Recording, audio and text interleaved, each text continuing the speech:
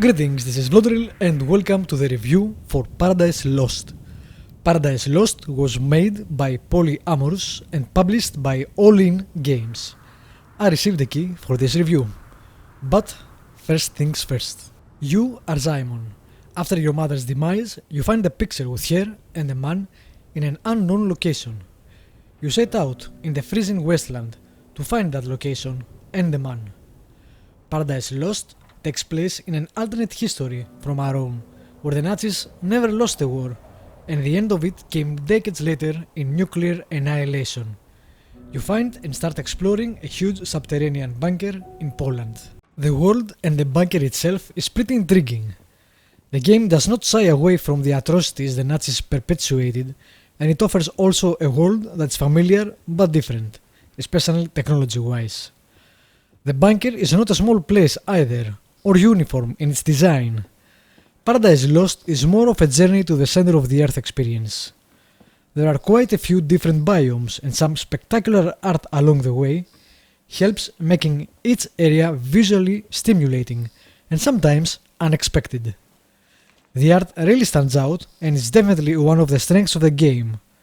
There are some repeat paintings though, which is a pet peeve of mine.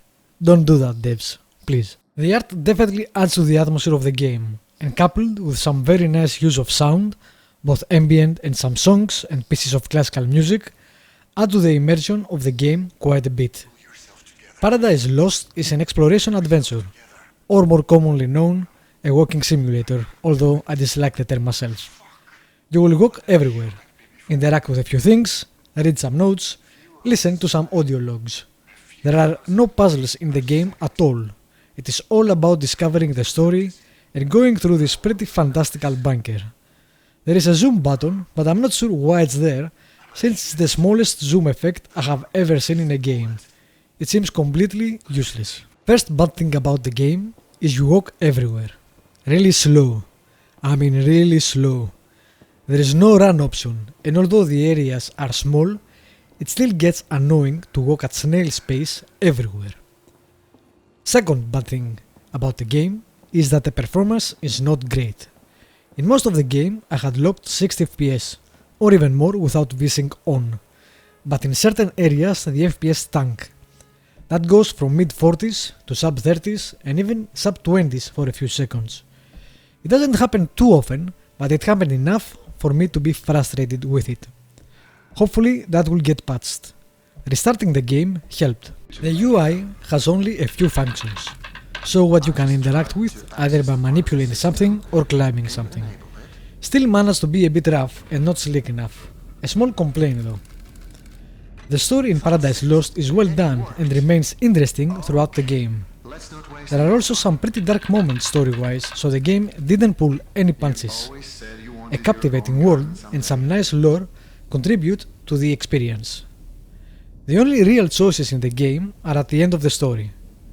There are some other choices earlier, but I'm not sure if they affect anything, since there is no manual save system and I couldn't load back to check. I do not think so though.